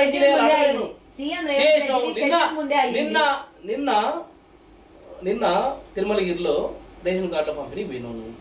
ఓకే, ఈవెంట్ ప్రోగ్రామ్ లాగా చేసి నువ్వు అదేదో చేసుకొని రావాలి. మళ్ళీ ఆడేం ఛాలెంజ్ చేయాలా, నువ్వు నీ ప్రభుత్వంలో ఒక్క రేషన్ కార్డు ఇచ్చినావా అని చెప్పేసి మరి ఛాలెంజ్ చేసినప్పుడు రావాలి, చర్చకు రావాలి. మరి లెక్కలు తీసుకొని వస్తాం మేము, నీ దగ్గర లెక్కలు తీసుకొని రా, లెక్కలు తీసుకొని రా. ఎందుకు ఇవన్నీ డ్రామాలు ఆడుతా ఉన్నాడు రేవంత్ రెడ్డి గారు. కానీ ఇక్కడ కేటీఆర్ అండ్ రేవంత్ రెడ్డి ఇద్దరు కలిసి డ్రామాలు ఆడుతున్నారు అంటున్నారు. కేటీఆర్ గారు ఎందుకంటే రేవంత్ రెడ్డి కూడా అనంతరం ఆ ప్రెస్ మీట్ అయిపోయింది, మీరు వెళ్ళిపోయారు, కేటీఆర్ వెళ్ళిపోయిన తర్వాత మళ్ళీ రేవంత్ రెడ్డి నెక్స్ట్ డేనో అదే సాయంత్రము ఆయన ప్రెస్ మీట్ పెట్టి ఆయన కూడా లేదు నేను ఫామ్ హౌస్ కి వస్తాను, అక్కడ చర్చిద్దాము అని చెప్పడం జరిగింది. మరి దీని గురించి ఏమంటారు? ఇద్దరు కావాలనే డ్రామాలు ఆడుతున్నారు అని చెప్పి కూడా ప్రజలందరూ భావిస్తున్నారు. ఇప్పుడు కేసీఆర్ గారు వస్తారా, కేటీఆర్ గారు వస్తారా అని అడిగిన ఆయన. కేటీఆర్ గారు స్పందించింది, రేషం ఉన్న మనగాడు కాబట్టి, దమ్మున్న మనగాడు కాబట్టి నీ యొక్క సవాలుకి స్పందించి సవాల్ని స్వీకరించిండు. నువ్వు పారిపోయినావు, ఇంకా పారిపోయేతల గురించి ఏం చర్చిస్తామండి? ఊకే ఏం చర్చిస్తాం? నేనేమంటే ఈ రోజు కూడా వెళ్ళారు కదా, నేనే అది 48 సారి ఢిల్లీకి పోవాలా, సంచులు బ్యాగులు మోసి అలవాటు అయిపోయింది. బ్యాగులు ఎన్నిక పోతారు, నెలకు వారం 10 రోజులు 15 రోజులకు ఒకసారి పోతారు, బ్యాగులు ఇచ్చేస్తారు, ఆ లెక్కలు కుదురుతారు, అవన్నీ ఉంటాయి. ఆయన లెక్కల పని మీద బ్యాగులు ఇస్తున్నారని మీకేం తెలుసు? ప్రజలందరూ అనుకుంటున్నారు కదండి, వాళ్ళ మంత్రులే అనుకుంటున్నారు. ఈ నెలకి ఇంత వచ్చింది, ఈ నెల ఇంత పోయింది, ఈ నెల ఇంత పోయింది అని చెప్పి వాళ్ళ మంత్రులే అనుకుంటా ఉన్నారు. కాబట్టి తెలుస్తా ఉంది. ఇప్పుడు రేవంత్ రెడ్డి గారు బ్యాగులు మోసి ఆడదాకా వచ్చిండు, మోస్తా ఉన్నాడు, ఈ రాష్ట్ర సంపదను లూటీ చేస్తా ఉన్నాడు. ఏం చేస్తాం? దౌర్భాగ్యం ఇది, తెలంగాణ ప్రజలు దౌర్భాగ్యం తప్ప వేరేమి. ఇలాంటి వ్యక్తి ఇంత ఇమ్మెచ్యూరిటీతో పరిపాలన చేసేటువంటి ముఖ్యమంత్రి తెలంగాణ కావడం తెలంగాణ ప్రజలు దురదృష్టం తప్ప ఇలా వేరే ఏం లేదండి. ఇది లా అండ్ ఆర్డర్ ఎలా ఉంది తెలంగాణ చూస్తా ఉన్నాం కదండి, రోజు చూస్తా ఉన్నాం. నిన్న ఒక కమ్యూనిస్ట్ పార్టీ నాయకుడు, సిపిఐ పార్టీ నాయకుడు మలక్పేటలో చందు నాయకు వాకింగ్ చేస్తా ఉంటే వచ్చి పట్టపగులే అందరు చూస్తా ఉన్నాగానే గన్నులు తీసుకొచ్చి కారం జల్లి కాల్చి చంపేసి పోతా ఉన్నారు. ఇదే కాంగ్రెస్ పార్టీ మెదక్ జిల్లా సంగారెడ్డి మెదక్ జిల్లా ఎస్సీసీఎల్ అధ్యక్షుడు అనిల్ నాకు బాగా మిత్రుడు, కావాల్సిన మిత్రుడే. పాపం మా మీటింగ్ అటెండ్ చూసుకొని పోతా ఉంటే ఆయనని రాయలసీమ మూటాకు సంబంధించిన వాళ్ళు, ఆ రాయలసీమ వ్యక్తి చెందిన ఒక ఎమ్మెల్యే, సిట్టింగ్ ఎమ్మెల్యే, ఆ ప్రభుత్వంలో ఉన్న ఎమ్మెల్యే కారులో పోతా ఉంటే కాల్చి చంపేసినారు. ఇది ఈ తెలంగాణ రాష్ట్రంలో హైదరాబాద్ లో పట్టపగులు ఏ రకంగా పొడుచుకుంటా ఉన్నారు, నరుక్కుంటా ఉన్నారు, హత్యలు చేస్తా ఉన్నాయి. ఈ ప్రభుత్వము ఒక ఫెయిల్యూర్ ప్రభుత్వం. ఇది ఫెయిల్యూర్. లా అండ్ ఆర్డర్ ఎందుకు కంట్రోల్ చేయలేకపోతున్నారు అంటే ఇది హోంమంత్రి ఎవరు? ఇదే రేవంత్ రెడ్డి గారు, ముఖ్యమంత్రి గారు. ఆయన దగ్గర పోర్ట్ఫోలియో ఉంది. మరి రివ్యూ చేసి పోలీసుల మీద ఒక నిత్యం సమీక్షలు చేసి పర్యవేక్షిస్తా ఉంటే ఇట్లాంటివి జరగవు కదా. అదేగా మొత్తం పోలీస్ వ్యవస్థ అంటేనే దాంట్లో అన్ని రకాలు ఉంటాయి అన్నట్టు. ఇంటెలిజెన్స్ ఉంటుంది, కౌంటర్ ఇంటెలిజెన్స్ ఉంటుంది, ఎస్బీ వారు ఉంటారు, మొత్తం వ్యవస్థ అంతా దాంట్లో ఉంటది. సో ఇదంతా దానికంతా బాస్ ఎవరు? ముఖ్యమంత్రి ఆయన్నే, హోంమంత్రి గారు ఆయన్ని. కాబట్టి పూర్తిగా ముఖ్యమంత్రి గారి వైఫల్యం ఇది. లా అండ్ ఆర్డర్ ఘోరంగా విఫలమైపోయింది ఈ రాష్ట్రంలో. చూస్తా ఉన్నాం, కల్తీ కళ్ళు ఉంది. హైదరాబాద్ లో దాదాపు 10 మంది చనిపోయినారు కల్తీ కళ్ళు తాగి. దీనికోసమా తెలంగాణలో మీరు అధికారంలోకి వచ్చింది? అంటే పేద ప్రజలతో ఆడుకుంటా ఉంది ఈ ప్రభుత్వం. అన్ని వర్గాల ప్రజలతో ఆడుకుంటా ఉన్నారు. ఇవాళ గురుకుల విద్యార్థులకు రావాల్సినటువంటి వాళ్ళ నిధులు రావట్లేదు, వాళ్ళ రిక్రూట్మెంట్ లేదు, వారికి నాణ్యమైనటువంటి ఆహారం అందిస్తలేదు, వాళ్ళు చనిపోతా ఉన్నారు. అదేవిధంగా నిరుద్యోగులు ఈ రాష్ట్రంలో ఎన్ని రకాల ఇబ్బంది పడతా ఉన్నారో చూస్తా ఉన్నాము. విద్యార్థులకు సరైనటువంటి మౌలిక సదుపాయాలు లేవు, వారికి విద్యార్థులకు ఫీజు రియంబర్స్మెంట్ లేవు. సర్పంచులు వారి బిల్లులు రాక సచివాలయంలోనే సర్పంచులు అండి 1,00,000 రూపాయలు 50,000 బిల్లులు చేసినటువంటి వాళ్ళకి ఒక్కొక్క సర్పంచ్ కి 20% 30% కమిషన్లు ఇస్తే మేము డబ్బులు ఇస్తామంటే, నాకు తెలిసి ఈ దేశంలో ఎక్కడ కూడా ఇలాంటి ప్రభుత్వం అయితే మీరు వినలేకుండా ఎప్పుడు సర్పంచ్ల బిల్లు పెండింగ్ పెట్టింది బీఆర్ఎస్ కాదా? ఒకటండి బీఆర్ఎస్ కదా చెప్తాను. మరి ఇది ఆనాడు 2014 సంవత్సరంలో బీఆర్ఎస్ పార్టీ అధికారంలోకి వచ్చే సందర్భంలో కూడా అనేక శాఖలలో బిల్స్ పెండింగ్ ఉండింది. సో ఇదంతా ప్రభుత్వాలు అనేది వస్తూ ఉంటాయి, పోతూ ఉంటాయి. ఇవన్నీ ఒక ప్రభుత్వం ఇన్స్టిట్యూషన్, అదే గవర్నమెంట్ ఇన్స్టిట్యూషన్. ఆ గవర్నమెంట్ ఇన్స్టిట్యూషన్కి పార్టీలు ప్రభుత్వం చూడ ఒక కేర్ టేకర్లుగా పనిచేసి వారికి ఇచ్చినటువంటి ప్రజలు ఇచ్చినటువంటి మ్యాండేటరీ 5 సంవత్సరాల తర్వాత వారు దిగిపోతారు. వచ్చేటువంటి ప్రభుత్వం క్యారీ ఫార్వర్డ్ చేస్తుంది. ఎందుకంటే గతంలో కాంగ్రెస్ పార్టీ చేసినటువంటి అప్పులు కావచ్చు, లయబిలిటీస్ కావచ్చు, అదేవిధంగా అనేక ఏమైనా ఆస్తులు కావచ్చు, అప్పులు కావచ్చు, 2014 నుంచి 14 వరకు చేసినటువంటి కాంగ్రెస్ పార్టీ అప్పులు బీఆర్ఎస్ పార్టీకి వచ్చినా బీఆర్ఎస్ పార్టీ తీర్చింది. బీఆర్ఎస్ పార్టీ హయాంలో జరిగినటువంటి చేసిన అప్పు ఎంత, ఈ తెలంగాణ కోసం చేసిన అప్పు ఎంత, ఈ తెలంగాణ సృష్టించిన సంపద ఎంత ఒకసారి ఆలోచించారా? ఎవరైనా ఆలోచించారా? కేసీఆర్ గారి ప్రభుత్వంలో గతంలో 2014 ముందు ఎక్కడికి వెళ్ళినా 2 లక్షలకు 2 లక్షలు 3 లక్షలకు ఎక్కడ దొరికేది. ఇప్పుడు ఏ ఊరికి వెళ్ళినా 25 లక్షలు 30 లక్షలు ఎక్కడో తక్కువ ఎక్కడ రావడం లేదు. నువ్వు హైదరాబాద్ సరౌండింగ్ లో ఎక్కడ చూసుకున్నా అప్పుడు గతంలో 20 లక్షలు 30 లక్షలు ఉంటే ఇప్పుడు 20 కోట్లు 30 కోట్లు 50 కోట్లకి ఎక్కడ పోయింది, 100 కోట్లు పలుకుతుంది. అంటే దానికి కారణం ఎవరు? కేసీఆర్ గారు కదా. కేసీఆర్ గారు తీసుకున్నటువంటి నిర్ణయాల వల్ల తెలంగాణ సంపద పెరగలేదా? అది చూడాలి. కానీ ఇదేదో అప్పులు చేశారు, అప్పుడు చేశారు, మీరు వచ్చారు, మీరు అప్పుడు చేశారు కాబట్టి కదా ఇప్పుడు మీరు అధికారంలోకి వచ్చారు. మీరు సమస్యలు పరిష్కరించాలా? వాళ్ళ బిల్స్ ఏమంటే 20% 30% కమిషన్లు ఎక్కడదండి? ఇది విద్యార్థుల ఫీజు రియంబర్స్మెంట్, కాలేజీలకు రియంబర్స్మెంట్ ఏమంటే ఫీజుల కమిషన్ అడగడం ఏందండి? ఇది ఇంత దుర్మార్గం. అంటే పైరవీకారులు. కాంగ్రెస్ అంటేనే కరప్షన్, కాంగ్రెస్ అంటేనే పైరవీలు, విపరీతమైన పైరవీలు. ఎవరు పడితే వాళ్ళు నీకు పని చేస్తాం, మా పని చేస్తాం, నాకు ఇంత కమిషన్ ఇస్తామని అడుగుతున్నటువంటి పరిస్థితి అడ్డగోలుగా దోసుకుంటూ ఉన్నారండి. ఇవాళ పేద ప్రజల రక్తాన్ని పీలుస్తా ఉన్నారు వీళ్ళు నాయకులు, మంత్రులు, ముఖ్యమంత్రి గారు. బీఆర్ఎస్ వాళ్ళు దాడులు ఎందుకు చేస్తున్నట్టు? ఎవరి మీద చేశారండి దాడులు? ఛానల్ మీద దాడి చేయలేదా అండి మీరు? ఎక్కడ దాడులు ఎక్కడ చేశామండి? ఛానల్ మీద ఏ ఛానల్ మీద దాడి చేయలేదు ఈ మధ్య కాలంలో? ఎక్కడ చేశారు దాడి? చెప్పండి. దాడి కాదు అది. మా నాయకుడు కేటీఆర్ గారి మీద ఒక ఛానల్ అడ్డగోలుగా తమ్మునేల్స్ పెట్టి అడ్డగోలుగా రాతలు రాసి చేస్తే మా పార్టీ బీఆర్ఎస్ పార్టీ విద్యార్థి విభాగం నాయకులు విద్యార్థులు వాళ్ళు వెళ్ళి అడుగుదామని చెప్పేసి ఆ ఛానల్ దగ్గరికి వెళ్ళారు.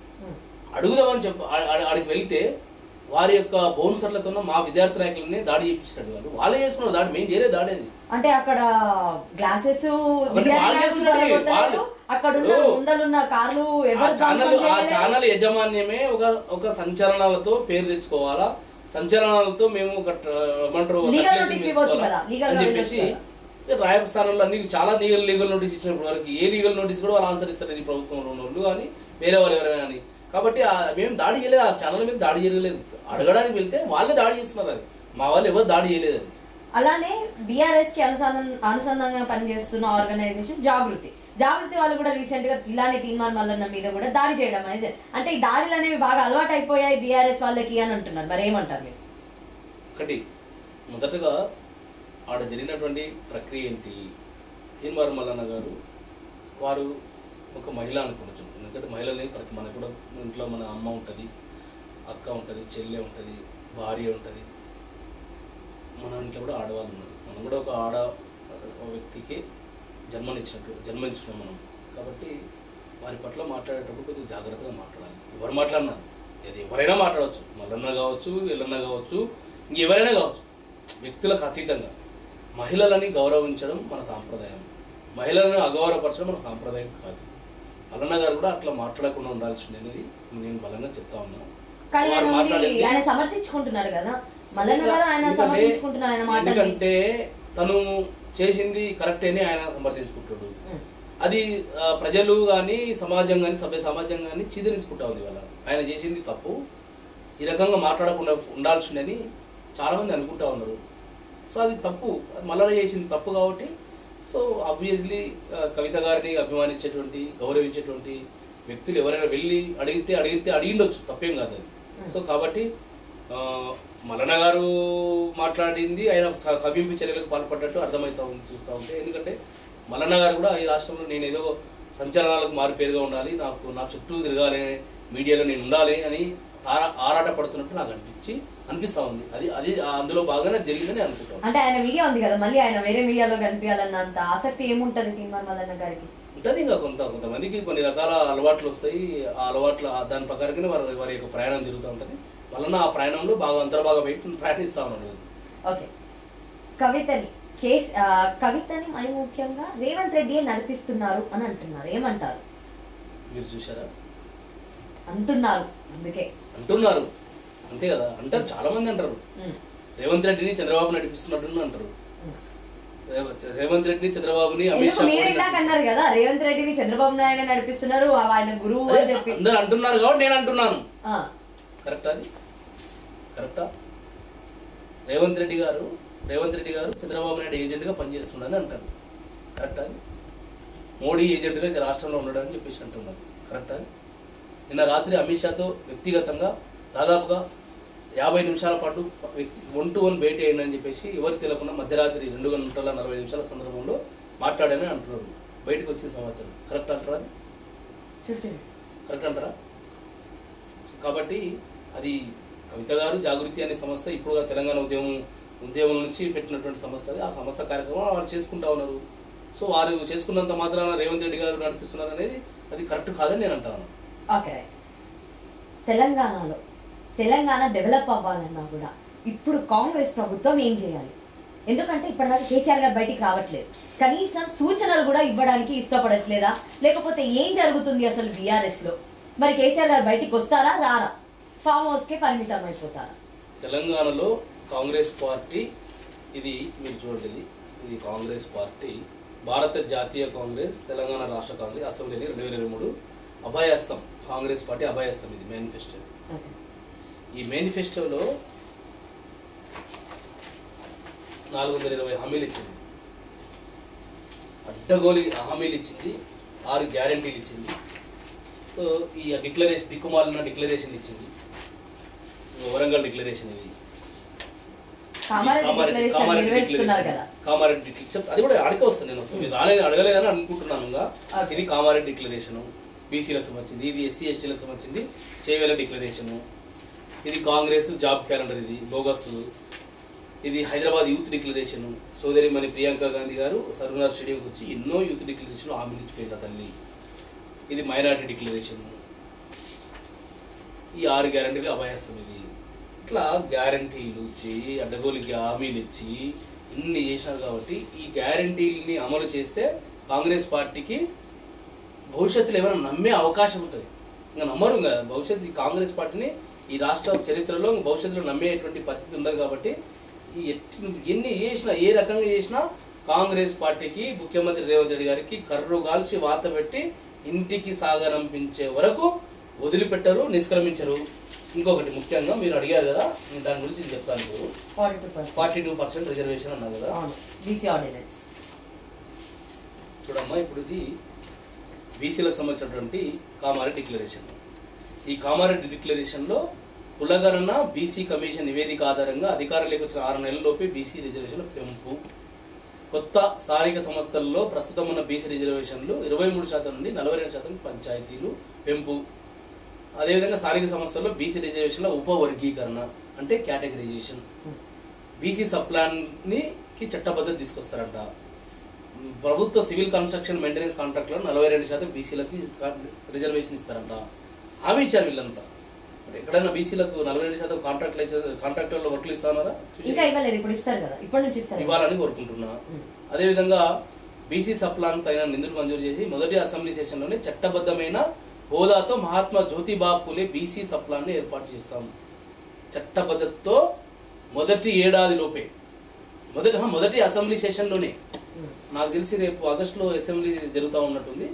ఇది 6th, 7th ఐ థింక్ వీళ్ళ అధికారంలోకి వచ్చిన తర్వాత మొదటి అసెంబ్లీ సెషన్లోనే మహాత్మా జ్యోతిబా పూలే పేరు మీద సప్లాన్ చట్టం తీసుకొచ్చి ఆయన పేరు మీద చేస్తామని చెప్పేసి హామీ ఇచ్చారు. సప్లాన్ తీసుకొచ్చి ఆ సప్లాన్కి సంవత్సరానికి 20,000 కోట్ల రూపాయలు నిధులు కేటాయిస్తున్నారంట. అంటే ఇప్పటికి దాదాపు వీళ్ళు 2 బడ్జెట్లు అయిపోయి 40,000 కోట్లు పెట్టాలి. ఇప్పటి వరకు 4 పైసలు కూడా పెట్టలేదు ప్రభుత్వం బీసీల గురించి. వీళ్ళు మాట్లాడుతున్నారు ఇవాళ బీసీ డిక్లరేషన్ గురించి, బీసీ రిజర్వేషన్ గురించి. ఏం తెచ్చారు ఆర్డినెన్స్? అది ఏం తెచ్చారు? అది చెత్త కాగితం. అది బీసీలకు ప్రయోజనం జరిగేటువంటి ప్రక్రియ కాదు. అది బీసీల రిజర్వేషన్లు పెంచాలంటే 9వ షెడ్యూల్లో ఈ యొక్క సమస్యని పెట్టడం తప్ప రాజ్యాంగ సవరణ చేసి 9th షెడ్యూల్లో దీన్ని పెట్టడం తప్ప దీనికి మరే ఇతర పరిష్కార యోగ్యం కాదు కాదు కాదు కాదు కుండ బద్దలు కొట్టి చెప్తా ఉన్నాను. ఎందుకు చెప్తా ఉన్నానంటే కొన్ని ఉదాహరణలు చెప్తా ఉన్నాను. 1992 సంవత్సరంలో ఇందిరా సహాని కేసులో ఈ దేశంలో 50% రిజర్వేషన్లు దాటొద్దు, సీలింగ్ దాటొద్దు అని చెప్తుంది. 2010లో జస్టిస్ కేజీ బాలకృష్ణన్ గారు సుప్రీంకోర్టు చీఫ్ జస్టిస్గా ఉన్నప్పుడు Krishnamurthy versus state of Karnataka కేసులో కూడా 50% సీలింగ్ దాటొద్దు అని చెప్తున్నారు. మహారాష్ట్ర కేసుల్లో అట్లే జరిగింది, మధ్యప్రదేశ్లో అట్లే జరిగింది, రాజస్థాన్లో, కేరళలో అనేక రాష్ట్రాల్లో 50% పైచులకు సీలింగ్ దాటి వాళ్ళు రిజర్వేషన్లు ఇవ్వాలని ఆర్డినెన్స్ల ద్వారా ప్రయత్నం చేస్తే ఆ ప్రయత్నం విఫలమైపోయింది. అక్కడ ఉన్నటువంటి న్యాయస్థానాలు, రాష్ట్ర హైకోర్టులు, సుప్రీంకోర్టులు కొట్టివేసినటువంటి సందర్భాలు కోకలను చూశాము. కాంగ్రెస్ పార్టీ వాళ్ళకు కూడా తెలుసు ఇది ఈ సమస్య ఇట్లా ముందుకుంది, ఇట్లా ముందుకెళ్తే ఇది పరిష్కారం కాదని వారికి కూడా తెలుసు. కానీ డ్రామాలు, బలహీన వర్గాలకు వెన్నుపోటు, మోసం, దగా, కుట్ర చేసి బీసీల ఓట్లు వేయించుకుని ఈరోజు ఏదో బీసీ 20 మాసాలు పూర్తయిందండి అధికారంలోకి వచ్చి. మరి ఇప్పటి వరకు ఎందుకు ఈ ప్రక్రియ జరగలేదు? ఇంకొకటి చాలా మౌలికమైనటువంటి నేను చెప్తాను. సుప్రీంకోర్టు జడ్జిమెంట్ల ప్రకారంగా ఒక డెడికేటెడ్ కమిషన్ వేసి ట్రిబుల్ టెస్ట్ని నిర్వహించి డెడికేటెడ్ కమిషన్కి చట్టబద్ధత కల్పించి అధికారాలు ఇచ్చి ఎక్స్పర్ట్స్ని ఇచ్చి ఆ కమిషన్కి ఎక్స్పర్ట్స్తోన సర్వే చేయాలి.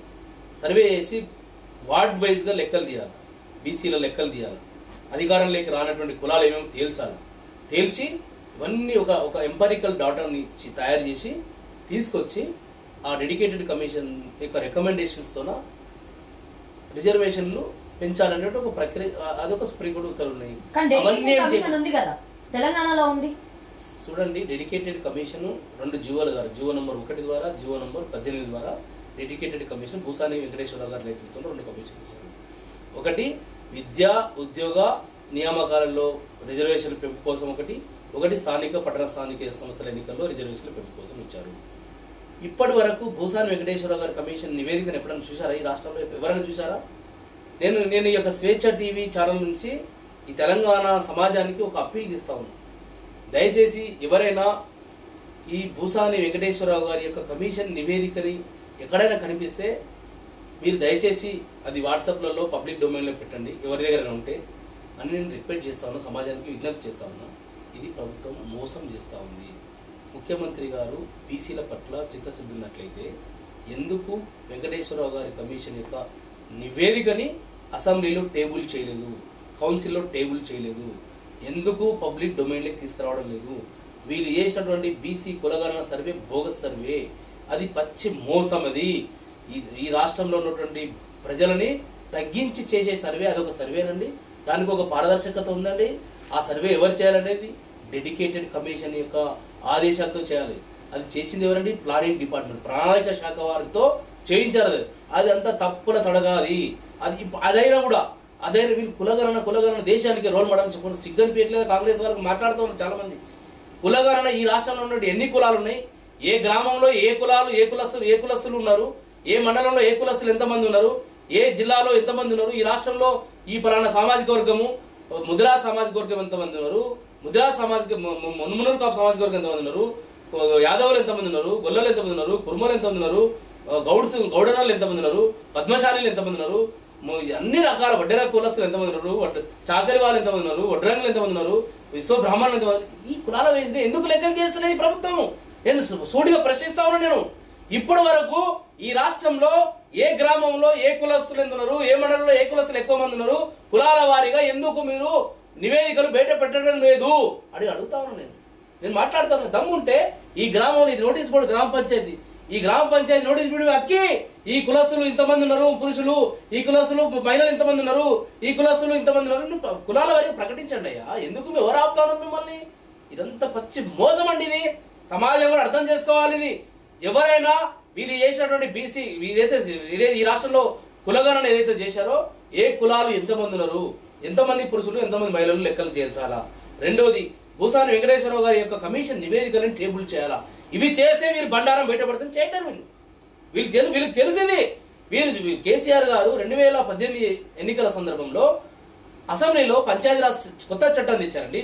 ఆ కొత్త చట్టంలో సెక్షన్ 9 ప్రకారంగా రిజర్వేషన్లని తెలంగాణలో 34% పెంచారండి. పెంచినటువంటి తెలంగాణ ఈ రాష్ట్రం ఆ చట్టం ద్వారా పెంచి జీవో ఎంఎస్ నంబర్ 396 తీసుకొచ్చారండి. ఆ జీవోలో స్పష్టంగా ఇచ్చారు ఆ కుల రిజర్వేషన్ల పట్టిక.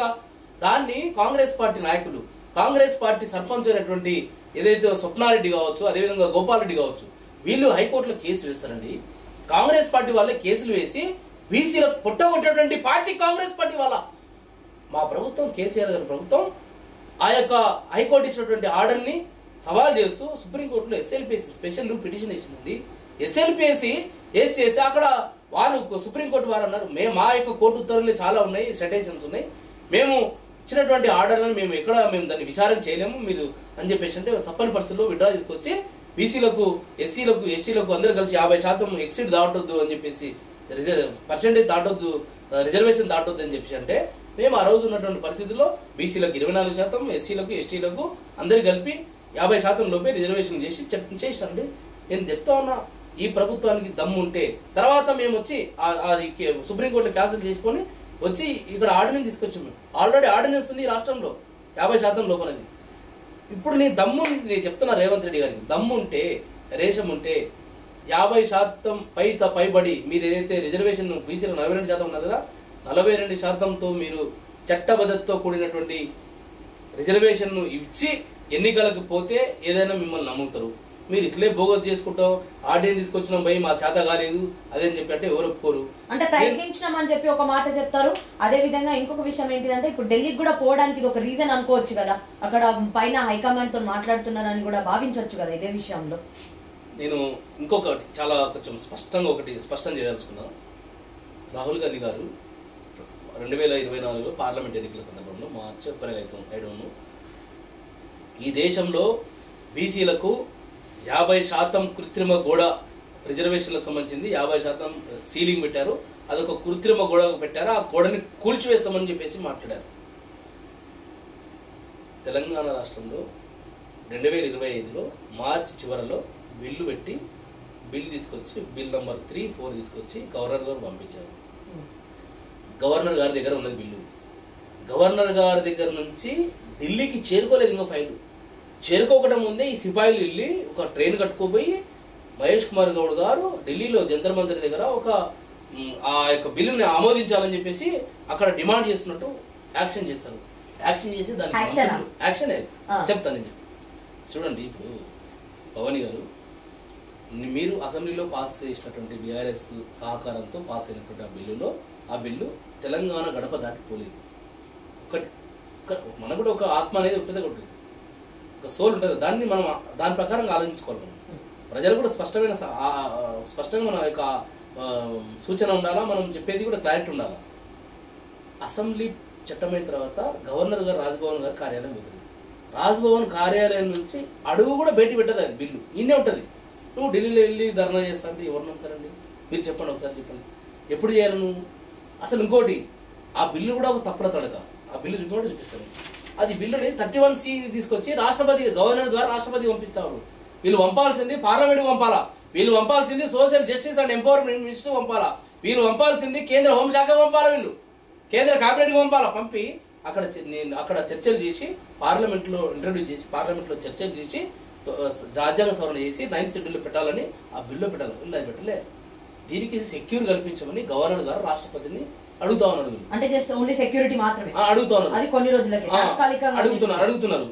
నేను అడుగుతా ఉన్నా, అసలు నీ బిల్లే ప్రాపర్ గా 9th షెడ్యూల్ పెట్టాలని లేదు. నీ బిల్లు త్రూ గవర్నర్ ద్వారా రాష్ట్రపతి దగ్గరికి వెళ్ళి అక్కడ నుంచి అప్రూవల్ రావాలని చెప్పేసి చూసినాను. నీది ఈడ బిల్లు దాటిన ఆ యొక్క ధర్నా కార్యక్రమానికి రేవంత్ రెడ్డి గారు, రాహుల్ గాంధీ గారు వెళ్ళాలి కదమ్మా. నువ్వు 50% కృత్రిమ గోడల్ని బద్దలు కొడతామని రాహుల్ గాంధీ గారు ఎందుకు హాజరు గారండి ఆ ధర్నా కార్యక్రమానికి? నిజంగా కాంగ్రెస్ పార్టీకి బీసీలకు 42% రిజర్వేషన్ ఇవ్వాలని సోయి ఉంటే రాహుల్ గాంధీ గారు ఆ ధర్నా కార్యక్రమానికి హాజరై తెలంగాణలో మా వాళ్ళు బిల్లు పట్టారు, పార్లమెంట్లో మేము సపోర్ట్ చేస్తాం, మోడీ గారు మీరు ఇంట్రొడ్యూస్ చేయండి బిల్లుని డిమాండ్ చేయలే కదా? ఎందుకు చేయడం లేదు? కాంగ్రెస్ పార్టీ డ్రామాలు ఆడుతూ ఉంది వాళ్ళ. ఢిల్లీలో పార్లమెంట్లో ప్రధాన ప్రతిపక్ష పార్టీ అలా కాంగ్రెస్ పార్టీ, దానికి ప్రతిపక్ష నాయకుడు రాహుల్ గాంధీ గారు ఎల్ఓపి. మీరు ఢిల్లీలో బొక్కబోర్లో పడుకొని నిరసన వ్యక్తం చేయండి. మీరు తెలంగాణలో బీసీలకు 42% రిజర్వేషన్ పెంచాలని బిల్లు వచ్చింది, 9th షెడ్యూల్ పెట్టండి.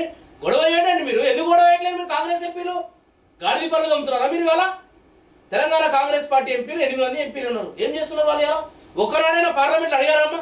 ఒక్కనాడైనా ఢిల్లీలో ఎవరైనా ప్రధానమంత్రిని కలిసి వినతి పత్రాలు ఇచ్చారమ్మా? ఏనాడైనా కేంద్ర మంత్రులను కలిసి ఇచ్చారా? ఏనాడు దీని గురించి మాట్లాడలేదు. ఇదంతా డ్రామా చేస్తా ఉన్నారు కదా. ఇప్పుడు కూడా చెప్తా ఉన్నాను నేను, కాంగ్రెస్ పార్టీ చిత్తశుద్ధి రేపు 21వ తారీఖు రోజు నుంచి పార్లమెంట్ సమావేశాలు, వర్షాకాల సమావేశాలు జూలై 21 నుంచి ఆగస్టు 21 వరకు నెల రోజుల పాటు జరుగుతూ ఉన్నాయి. షెడ్యూల్ కూడా వచ్చింది. ఈ నెల రోజులు కాంగ్రెస్ పార్టీ పార్లమెంట్ను స్తంభింపజేయండి. ఈ దేశంలో మరే ఇతర సమస్య లేదు, ఒకే ఒక సమస్య, అది తెలంగాణలో బీసీలకు 42% రిజర్వేషన్ కావాలని మీరు పార్లమెంట్లో పోరాటం చేయండి. మేము రాజ్యసభలో మా పార్టీ ఎంపీలు 4 ఎంపీలు ఖచ్చితంగా మా పార్టీ కూడా పూర్తి స్థాయిలో సపోర్ట్ చేస్తుంది. మా పార్టీ ఎంపీలు కూడా ఓట్లు వేస్తారు ఆ బిల్లుకు మద్దతుగా. మీరు ఎక్కడ పిలిస్తే అక్కడికి వస్తారు. మా పార్టీ నాయకులు ఎంతమంది కావాలంటే అంతమంది వస్తాం. ఢిల్లీకి పోయి ధర్నా చేద్దాం. లేదా ప్రధానమంత్రి గారు అఖిలపక్షం తీసుకుపోతాను కదా మనగాడి నువ్వు రేవంత్ రెడ్డి, ఎందుకు తీసుకుపోయినట్లే మరి నువ్వు అఖిలపక్షానికి? ఆ రోజు అసెంబ్లీ సమావేశాలప్పుడు ఆ బిల్లు పెట్టినప్పుడు నువ్వే అసెంబ్లీలో నిండు సభలు అన్నావు కదా. అవసరమైతే ఒక అఖిలపక్షాన్ని తీసుకెళ్లి నా కేంద్రం మీద ఒత్తిడి తెద్దామన్నావు కదా. ఎందుకు ఇప్పటివరకు అఖిలపక్షాన్ని మీద మీరు కార్యరూపం దాల్చలేదు?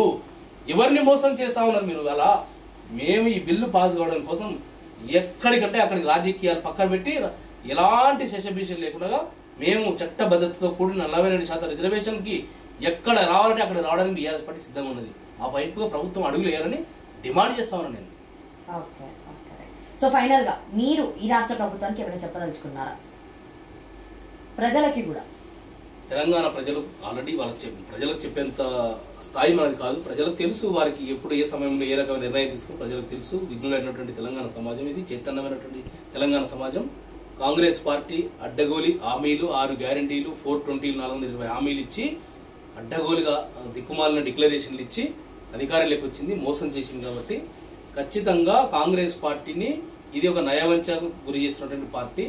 ఈ పార్టీని ముఖ్యమంత్రి రేవంత్ రెడ్డి గారిని రాజకీయంగా రాబోయే రోజుల్లో వచ్చే స్థానిక ఏ ఎన్నికలు పెట్టినా కర్రు గాల్చి వాత పెడతారు. కాంగ్రెస్ పార్టీని రేవంత్ రెడ్డి గారిని బొక్క బోర్లో కొడతారు. ఖచ్చితంగా రాబోయే రోజుల్లో ఖచ్చితంగా బీఆర్ఎస్ పార్టీ మళ్లీ అధికారంలోకి ఫినిక్స్ పక్షులకు బయట లేస్తుంది. తెలంగాణ తొలి ముఖ్యమంత్రి కేసీఆర్ గారు మరొకసారి 3వ ముఖ్యమంత్రిగా కాబోతా ఉన్నారు. తెలంగాణ ప్రజలకు మరొకసారి కేసీఆర్ గారి పాలన 3.0 మళ్ళీ లోడ్ అవుతుంది. ఖచ్చితంగా రాబోయే రోజుల్లో తెలంగాణ ప్రజలకు స్వర్ణయుగం చూపిస్తాము. వారికి తెలంగాణ ప్రజలకు వారి సమస్యలు ఏ సమస్యలున్నా బీఆర్ఎస్ పార్టీ పరిష్కరిస్తుంది. కేసీఆర్ గారి నేతృత్వంలో తెలంగాణ మరొకసారి అభివృద్ధి వైపుగా ముందుకెళ్తుంది. అప్పుడు 2.5-3 ఏళ్ళు ఓపిక పట్టుకుని ఉండాలి తప్పదు మనం. ఎందుకంటే ఇది ప్రజాస్వామ్య దేశం, 5 సంవత్సరాలు మ్యాండేటరీ వాళ్ళకి ఇచ్చారు కాబట్టి ఇంకో 2.5-3 ఏళ్ళు ఆయనే ఉంటాడు. కాబట్టి వచ్చే రాబోయే రోజుల్లో బీఆర్ఎస్ పార్టీ అధికారంలోకి వస్తుంది. ప్రజలకు న్యాయం జరుగుతుంది. ఖచ్చితంగా కాంగ్రెస్ పార్టీ ఇచ్చినటువంటి హామీలు అమలు చేసే వరకు రాబోయే రోజుల్లో ఖచ్చితంగా రోడ్ల మీదకి వస్తాం. కాంగ్రెస్ పార్టీని నిద్రపోనివ్వము. మొత్తం రఫ్ ఆడిస్తాం. ముఖ్యమంత్రి రేవంత్ రెడ్డి గారికి చెమటలు పట్టిస్తాం ఖాయం. అది కాంగ్రెస్ పార్టీ నాయకులని, మంత్రులని, ఎమ్మెల్యేలని ఊర్లలో తిరగనీయము. చాలా పెద్ద ఎత్తున కార్యక్రమాలు ఉంటాయి రాబోయే రోజుల్లో. ప్రజలను చైతన్యం చేస్తాం. ప్రజలకు కాంగ్రెస్ పార్టీ ఇచ్చినటువంటి హామీలని ప్రజలకు తెలియజేస్తాం. ప్రజల పక్షాన బీఆర్ఎస్ పార్టీ పోరాటం చేస్తాం. ఓకే రైట్, థ్యాంక్ యూ అండి, thank you so much. So ఇది ఇవాళ ఇంటర్వ్యూ. మరో ఇంటర్వ్యూతో మళ్ళీ మేము ముందుంటాను. అంటిల్ దెన్ కీప్ వాచింగ్ స్వేచ్ఛ TV. This is signing off Durga Bhavani.